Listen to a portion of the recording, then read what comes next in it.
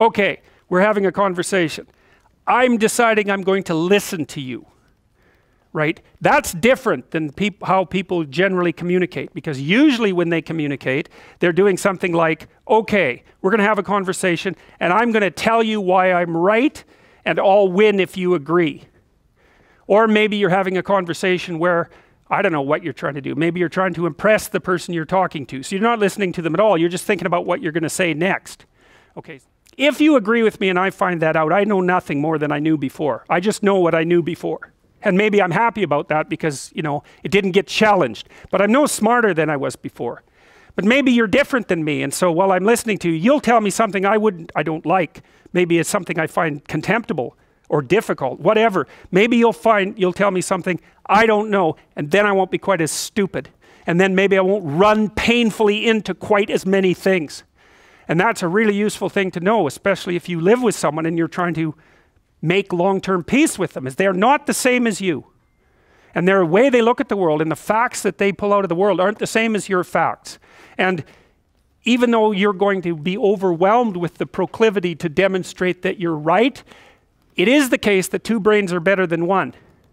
And so maybe 9 of the 10 things they tell you are dispensable, or maybe even 49 out of 50, but one thing, all you need to get out of the damn conversation is one thing you don't know. And if you have a conversation like that with someone, it will make both of you better. It'll make both of you psychologically healthier. So there's an implicit presupposition that the exchange of truth is curative. Well, that's a very cool idea. I mean, it's a very deep idea. I think it's the most profound idea. It's the idea upon which Western civilization, although not only Western civilization, is actually predicated.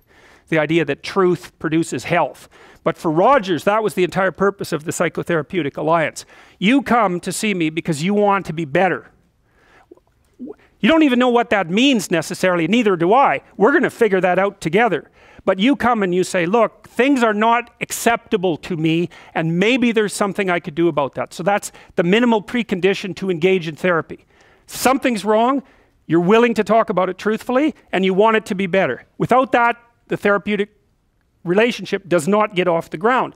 And so then you might ask, well, what relationships are therapeutic? And the answer to that would be, if you have a real relationship, it's therapeutic. If it isn't, what you have is not a relationship. God only knows what you have. You're a slave, they're a tyrant, you know, you're both butting heads with one another. It's a primate dominance hierarchy dispute. Oh, I don't know, you're like 2 cats in a barrel, or 2 people with their hands around each other's throats. But what you have is not a relationship.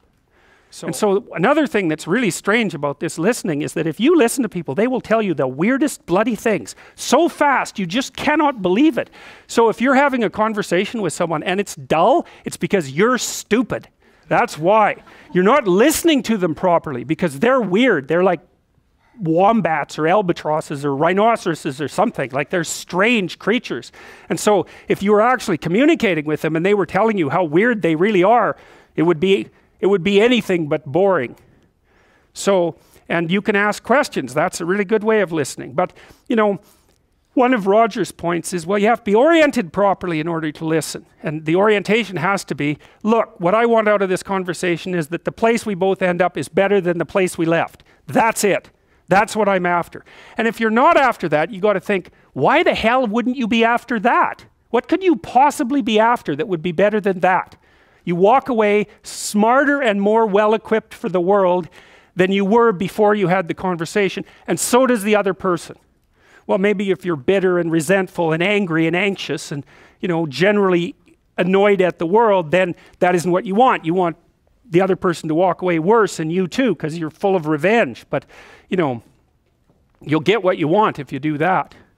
So fortunately, I can suggest a little experiment that you can do to test the quality of your understanding. The next time you get into an argument with your wife or your friend or a small group of friends, stop the discussion for a moment and, for an experiment, institute this rule.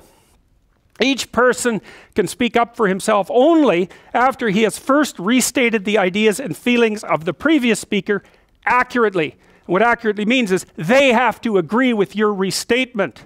Now that's an annoying thing to do, because if someone is talking to you and you disagree with them, the first thing you want to do is take their argument, make the stupidest possible thing out of it that you can. That's the straw man, and then demolish it. It's like, so then you can walk away feeling good about it, and you primate dominated them really nicely. So, but that isn't what you do. You say, okay, well, I'm going to take what you told me, and maybe I'm even going to make your argument stronger than the one you made. That's useful if you're dealing with someone that you have to live with, because maybe they can't bloody well express themselves very well, but they have something to say. So you make their argument strong. All right, then you see what this would mean. It would mean that before presenting your own point of view, it would be necessary for you to really achieve the other speaker's frame of reference, to understand his thoughts and feelings so well that you could summarize them for him. Sounds simple, doesn't it?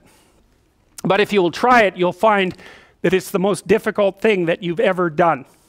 Okay, good. We'll leave it at that, and then we'll see you on Tuesday.